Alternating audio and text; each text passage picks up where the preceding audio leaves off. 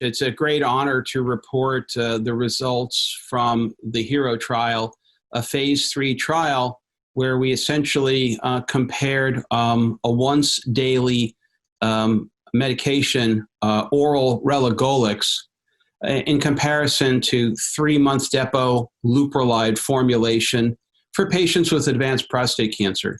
It's a global prospective trial. And so these were patients who had metastatic disease, patients who had biochemical relapse, or patients who had high-grade locally advanced disease. The endpoint of the trial was testosterone T suppression, which we monitored very closely at days 4, 15, and monthly throughout, but the endpoint for regulatory requirements was 48-week suppression.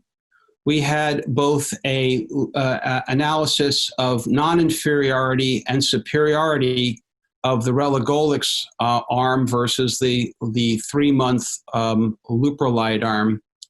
Of note, Relugolix is a first novel oral GnRH antagonist, as opposed to Leuprolide, which is an agonist, and therefore the theoretical advantages of a direct inhibitor of the endocrine axis, and so there's no potential for FSH, LH surge, T surge, PSA surge.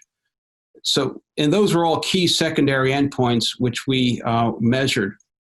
The bottom line on the trial was that daily oral Relugolix achieved not only non-inferiority, but also superiority regarding T suppression in comparison to depot Leuprolide.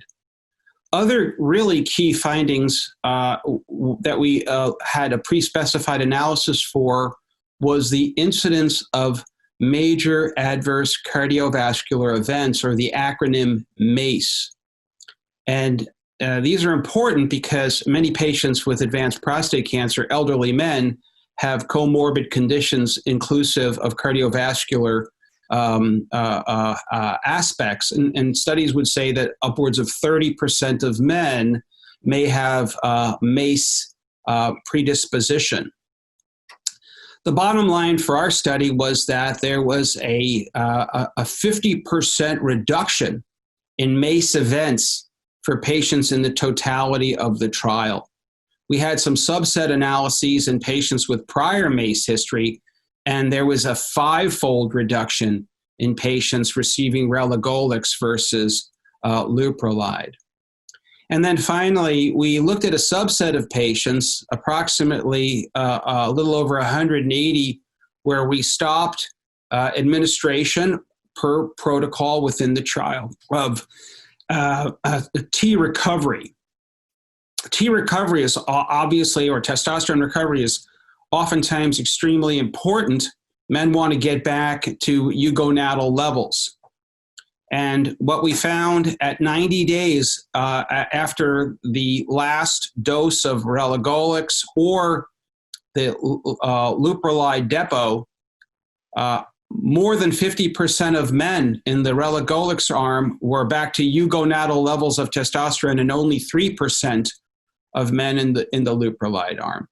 So ultimately, our conclusion of the study is that this is a rather novel and first-in-class oral GnRH antagonist that achieved both non-inferiority and superiority of T suppression, and not only just T suppression based upon standard measurements of castrate levels of T, but also profound T suppression, correlating very nicely with a PSA suppression, more rapid T recovery, and very importantly, a marked decrease in the incidence of MACE, major cardiovascular events.